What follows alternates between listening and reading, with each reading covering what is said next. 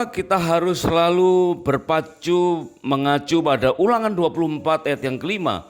Dikatakan bahwa ketika seseorang baru saja menikah, maka selama 1 tahun lamanya biarlah diberi kesempatan untuk saling menyenangkan atau menyukakan hati dengan pasangannya. Nah, tentu hal ini tujuannya adalah untuk saling mengenal, saling memahami, saling menguatkan, sehingga kita bisa ulang-ulang bukan hanya 1 tahun lamanya, tapi berkali-kali mengadakan honeymoon yang spesial dengan hati yang terbuka untuk berkesempatan menguliti kelemahan dalam berumah tangga, kelalaian pola bergereja sebagai keluarga rohani, dan menegur kesalahan di dunia kerja. Benar-benar kita perlu waktu, sarana khusus untuk memahami apa yang sedang terjadi saat ini. Mungkin secara kasat mata kita melihat banyak kerusuhan, ya, banyak persoalan, krisis mengglobal di mana-mana. Bukan hanya harga barang yang sudah mulai tidak terjangkau bagi sebagian kita, namun juga keadaan perpolitikan sosial, ya, bahkan sampai akhirnya Presiden Prabowo berkesempatan untuk mereshuffle kabinet, ya, menata ulang. Artinya ada banyak hal yang perlu ditata.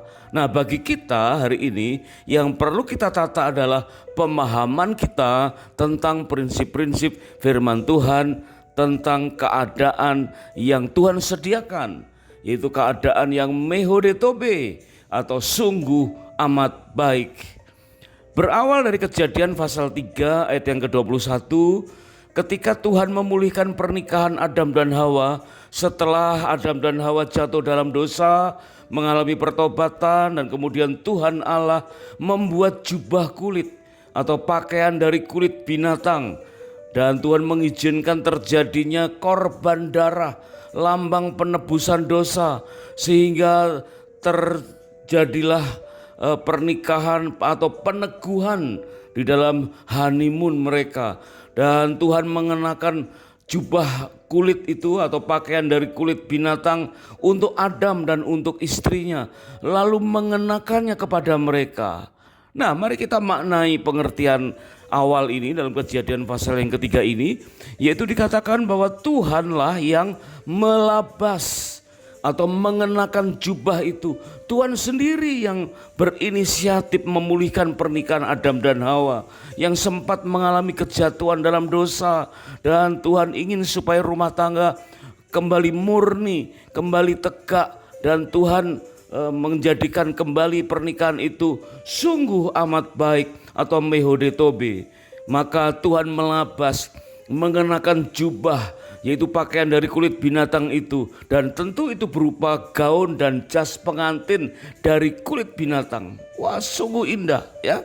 Tuhan Allah Yehova, ya, waktu itu dalam kapasitasnya menciptakan manusia sekaligus menciptakan pernikahan dan juga memulihkan pernikahan ketika menghadapi kejatuhan. Nah, demikian pula ketika Tuhan menjelma menjadi seorang manusia bernama Yesus, maka Yesus memulai, ya, kemesiasannya dalam sebuah pesta pernikahan di Kana. Itu menunjukkan bahwa Yesus juga adalah sebagai Yehova Jireh. Dia memakai otoritas ilahi untuk menyediakan anggur yang terbaik untuk memulihkan pernikahan yang nyaris porak-poranda atau berantakan akibat kehabisan anggur. Nah, inilah makna dari penyediaan khusus untuk rumah tangga. Tuhan menyediakan semua hal yang terbaik, yaitu mehodetobe, dan itu ditujukan bagi pernikahan atau bagi rumah tangga yang mengandalkan Tuhan. Mungkin kita bisa ingat tentang penciptaan alam semesta ini. Menurut teori-teori yang beredar sebagai ilmu pengetahuan kita, ya, ada satu teori yang dikatakan Tuhan mengizinkan, ya, mendadak terjadi ledakan besar, ya. Maka ledakan besar itu diistilahkan dengan The Big Bang Theory. Wah, ini satu teori yang sangat terkenal ya. Melalui The Big Bang Theory atau ledakan yang besar itu mengakibatkan berkumpulnya partikel-partikel debu yang ditimbulkannya, kemudian menjadi bulatan-bulatan kecil sebagai cikal bakal terbentuknya planet-planet. Kemudian salah satu dari planet itu yaitu bumi yang ternyata mengandung oksigen yang cukup, air yang cukup, dan berbagai persyaratan yang ideal untuk bertumbuhnya makhluk hidup. Dimulai dari hewan bersel satu, misalkan ambil contoh saja, kita bayangkan semacam amuba ya, yang mungkin akan hidup selama ratusan juta tahun, kemudian berevolusi menjadi binatang sederhana.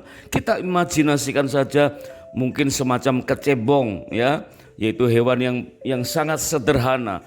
Ada yang hidup di darat kemudian berevolusi menjadi semacam tikus, kelinci, membesar ya, mungkin sekian ratus tahun berikutnya atau sekian juta tahun menjadi kera kecil, dan kemudian kera kecil menjadi monyet besar. Kemudian beberapa orang kemudian menyambungkan teori ini dengan teori evolusi Darwin. Nah, padahal dalam teori Darwin tersebut hanya berakhir dengan sebuah kesimpulan yang berupa pertanyaan yang seolah-olah ada the missing link atau semacam rantai yang hilang ya, rantai yang hilang antara hewan vertebrata atau hewan bertulang belakang dengan manusia. Namun ada banyak orang meyakini atau mengakui itu sebagai ilmu pengetahuan, yaitu bahwa alam semesta yang dimulai dari The Big Bang Theory atau ledakan besar itu, maka menghasilkan hewan-hewan mulai dari amuba sampai dengan kera dan monyet besar dan akhirnya menjadi manusia. Itu merupakan satu tahapan-tahapan yang mengarah kepada kesempurnaan. Nah, kita sudah terlanjur salah kaprah ya, sehingga ada saja orang yang menyebut bahwa manusia adalah keturunan kera. Ya, ada-ada saja ya. Maka kita perlu memahami karya Allah menurut apa yang tercantum di dalam firman Tuhan. Kitab Taurat berisi pengajaran pernikahan dengan teladan dalam kehidupan berkeluarga, bukan sekedar kisah tentang penciptaan, namun benar-benar pengajaran tentang pernikahan secara lengkap, teladan-teladan dalam kehidupan berkeluarga. Dan ada banyak fakta-fakta tokoh-tokoh Alkitab yang gagal menjalankan keteladanan dalam berkeluarga, maka Tuhan Yesus datang dan menyempurnakan keteladanan dalam pernikahan. Sesungguhnya kitab Taurat itu bagai silabus kuliah kehidupan, padat dengan norma rohani dan sesuai keselarasan di zaman ini, sehingga kita bisa mengenal siapa Allah itu sebenarnya. Betapa pentingnya hal itu. Tuhan disebutkan sebanyak 50 kali dalam kitab Kejadian pasal 1 dan pasal 2 saja. Betapa Allah ingin memperkenalkan dirinya sampai-sampai ia menjelma menjadi manusia. Di dalam Yohanes pasal yang kedua ayat 1 sampai dengan 11, dia hadir dalam pesta pernikahan dan memulihkan pernikahan dengan mengubah air menjadi anggur. Ini berarti ada keselarasan apa yang terjadi di zaman kitab Kejadian, yaitu pemulihan bagi Adam dan Hawa, dan apa yang terjadi dalam kitab Perjanjian Baru, yaitu pemulihan dari pernikahan yang di Kana. Sehingga apa yang terjadi dalam rumah tangga akan berdampak dalam seluruh segi kehidupan. Perhatikan rumah tangga kita. Apa yang terjadi dalam rumah tangga kita akan berdampak di pekerjaan sekuler kita, di bidang pelayanan rohani kita. Demikian pula sebaliknya, dimanapun kita berada, apa yang terjadi di dunia sekuler akan berdampak bagi rumah tangga. Apa yang terjadi dalam pelayanan rohani kita di gereja akan berdampak bagi rumah tangga kita. Nah, mari kita kembali perdalam arti sungguh amat baik, penyediaan Tuhan yang mehodetobe, yang ditujukan bagi keluarga. Dimulai dari kitab Kejadian pasal 1 ayat yang keempat, firman Tuhan berkata bahwa pada mulanya Allah menciptakan langit dan bumi. Bumi belum berbentuk dan kosong, gelap gulita menutupi samudra raya, dan roh Allah melayang-layang di atas permukaan air. Berfirmanlah Allah, jadilah terang. Lalu terang itu jadi. Allah melihat bahwa terang itu baik. Nah, inilah kata baik yang pertama muncul di Alkitab kita, yaitu di ayat yang keempat. Allah melihat bahwa terang itu baik, lalu dipisahkannya terang itu dari gelap. Kemudian Tuhan menamai terang itu siang dan gelap itu malam. Jadilah petang dan jadilah pagi, itulah hari pertama. Wah, alangkah indahnya proses penciptaan alam semesta. Ya, jauh berbeda dengan teori The Big Bang Theory.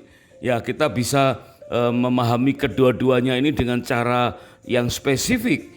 Menurut firman Tuhan dikatakan hari pertama penciptaan terang, hari kedua cakrawala, hari ketiga tanah kering, hari keempat benda-benda penerang.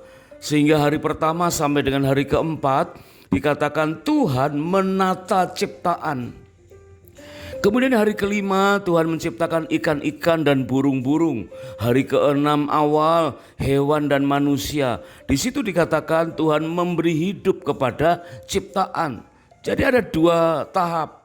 Ya, tahap pertama menata ciptaan, itu terjadi di hari pertama sampai dengan hari keempat. Dan tahap kedua adalah Tuhan memberi hidup kepada ciptaan, yaitu hari kelima dan hari yang keenam. Nah, kemudian tahap akhir yaitu hari ketujuh adalah hari perhentian.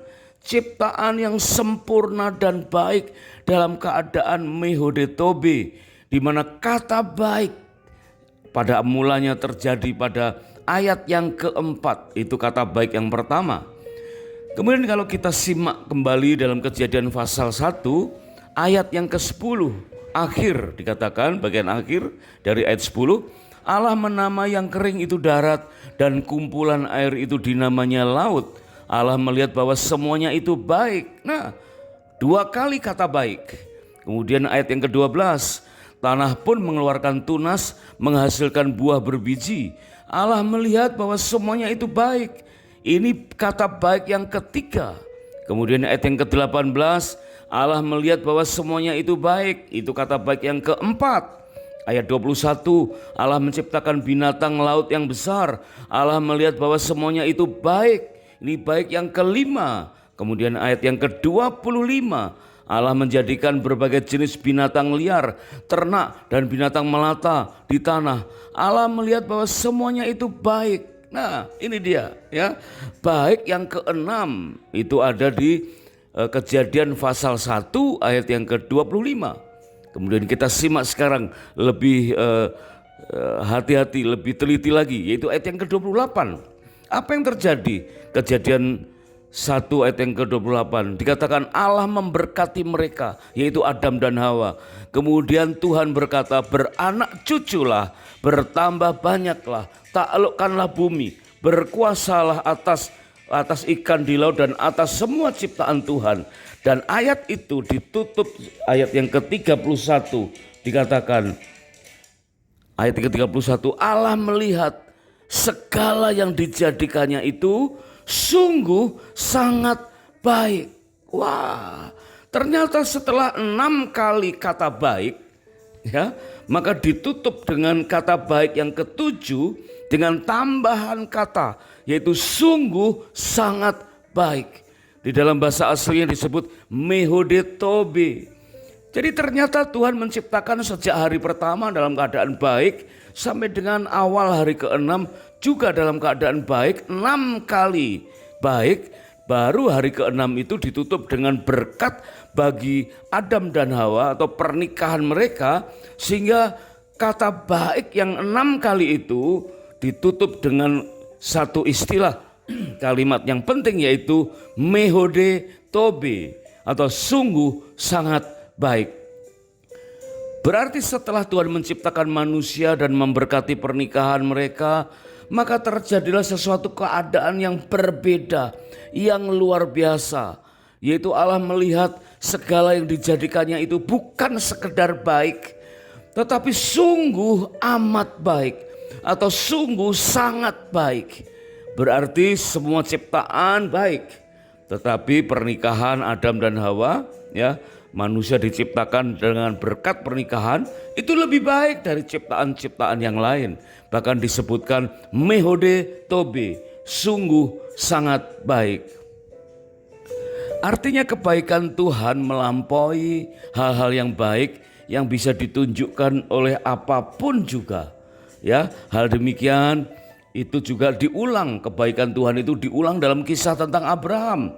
Ketika Abraham mendapatkan ujian dari Tuhan untuk menyerahkan anak tunggalnya, ya, dikatakan dalam Kejadian 22 ayat yang ke-8 dan Kejadian ayat 13 sampai dengan 14. Dikatakan Abraham berkata kepada Tuhan, Allah yang akan menyediakan, ya.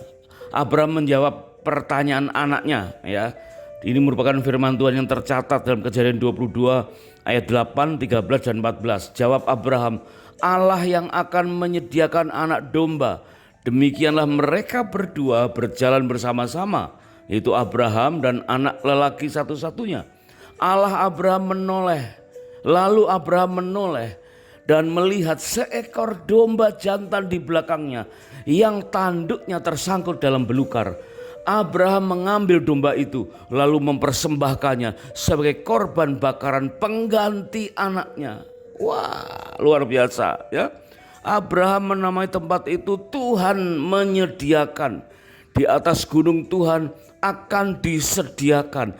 Artinya Tuhanlah yang menyediakan, dan Tuhan menyediakan yang terbaik.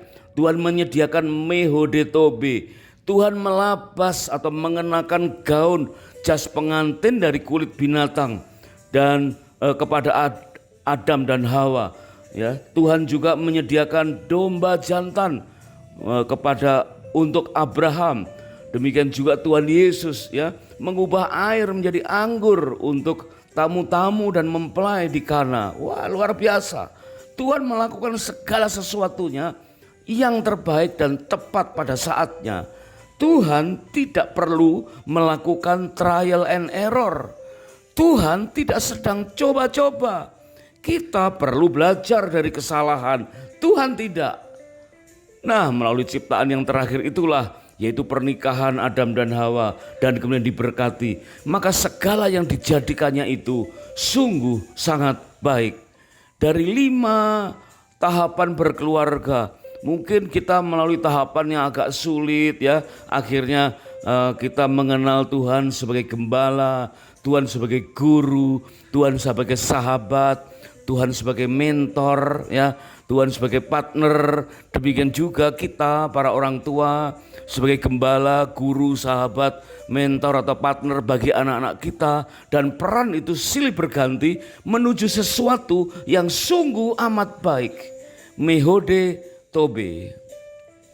Coba kita perhatikan keadaan alam semesta dengan kasat mata. Mungkin kita bisa perhatikan